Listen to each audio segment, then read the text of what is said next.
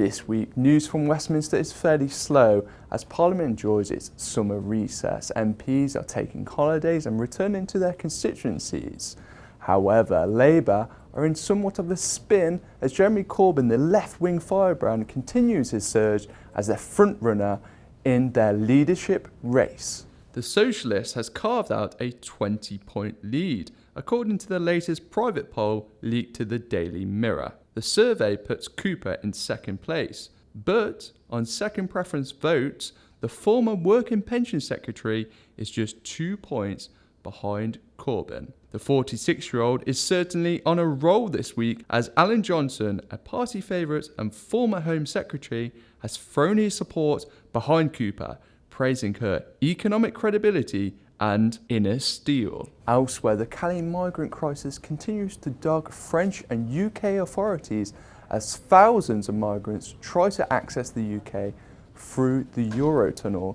David Cameron has gone on holiday, leaving Philip Hammond, the Foreign Secretary, in charge with this situation. He's chaired an emergency Cobra meeting and has promised to put in place more measures to stop the migrants accessing lorries. The government had previously promised to give the French £7 million to bulk up security around ports and docks to stop stowaways in Calais. And Cameron, before going on holiday, promised extra fencing and sniffer dogs. However, the Tory administration's response has been criticised on both the left and the right side of the political spectrum. Tim Farron, the Liberal Democrat leader, visited Calais to see the situation for himself, and he criticised Cameron's language after the PM described the group of migrants as a swarm. UKIP, meanwhile, have called on the government to draft in the army to support the border force as it attempts to process some of the migrants and stop others from reaching Dover. Finally, it's the economy what won it. That's one of the hard truths from John Cruddas' independent review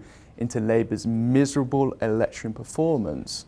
He's found that voters thought Labour were austerity light and instead chose George Osborne and the Conservatives because of their promises to tackle the UK's deficit. Cruddas, a London MP, also found that the possibility of an SNP Labour government, despite Miliband's rejection of a coalition with the Nationalists, turned the electorate off Labour. 60% of voters in England and Wales agreed with the following statement, quote, "I would be very concerned if the SNP were ever in government," end quote. It's important to note, though, that Cruddas' probe is independent and not endorsed by Labour. Margaret Beckett is leading the party's official Learning the Lessons task force into the election, which is ongoing. However, with anti-austerity Corbyn in the ascendancy, Cruddas' data may well prove very interesting for Labour supporters and members